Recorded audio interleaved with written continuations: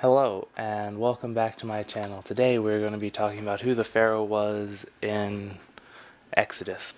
Now, we don't actually know who the Pharaoh was in Exodus, but we have a lot of information that points to two pharaohs in particular, a father and a son. One would be the Pharaoh of oppression, and then the son would be the Pharaoh of Exodus. And I know a lot of you are thinking, well, I already know who the Pharaoh was. It was obviously Ramses II. I watch a lot of movies, and that's the Pharaoh they use, and that is true. That is the Pharaoh they use in movies, but there is no evidence to lead to such a conclusion that it is Ramses II, and you're doing a disservice perpetuating that when there in fact is no evidence.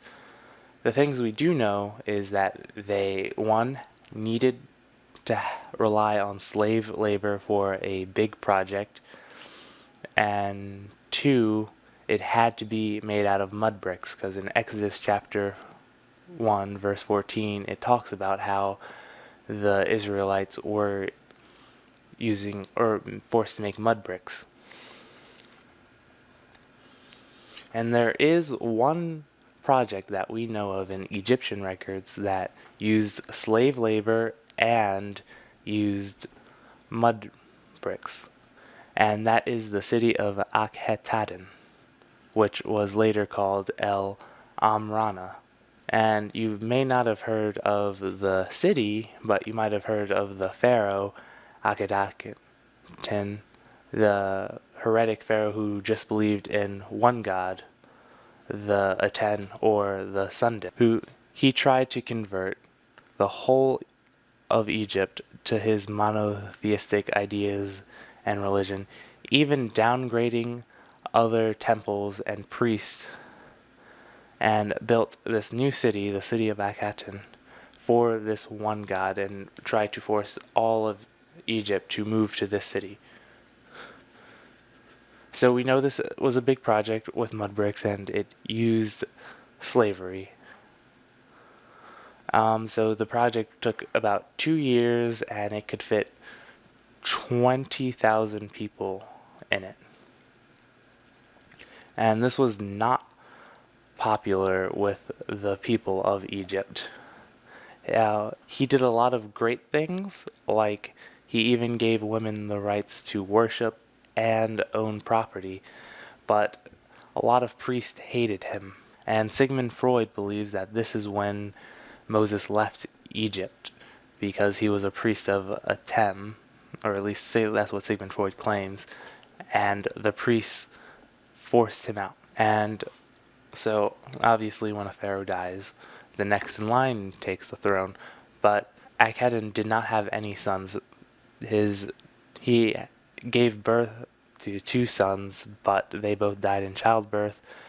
But he did have 6 living daughters, and one of them had a husband named Tutankhamun, who had a very difficult task of restoring Egypt to the old ways. So the city fell apart like right after Akhetaten died, and when Tutankhamun became the pharaoh, and everything was in turmoil and disarray. The city's falling apart, everyone's fleeing back to their old villages and cities, and they are just trying to maintain order. And as many of you know, Tutankhamun is not a very old person.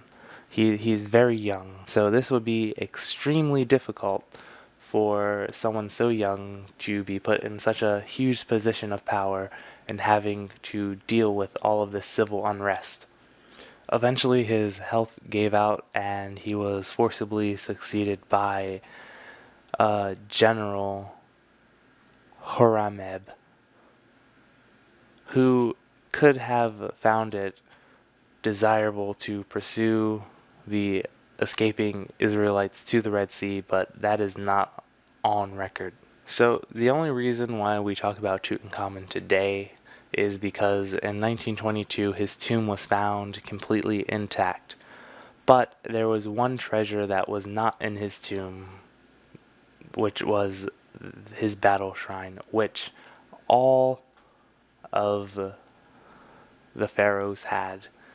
In fact, it was a rule that all pharaohs had to have battle shrines, which they could take to them to the field of battle to consult his deity during the action. We know that Ramses the Great had one at the Battle of Kadesh, as it is shown in his inscriptions at his temple at Abu Simbel, and we can presume that Tutankhamun had one, but it was not in his tomb. Why not? Because the Israelites had stolen it when they escaped the city of Akhetem. They realized they would need such a movable temple for their trek back to Canaan, and they stole it when they left. Like everything else of Tutankhamun's, it was made most precious and beautiful materials, and the Israelites altered it to become their Mishkan. This is also known as the tabernacle. So now we have all the records necessary for Exodus to happen. We have a large project that used mud bricks and slave labor.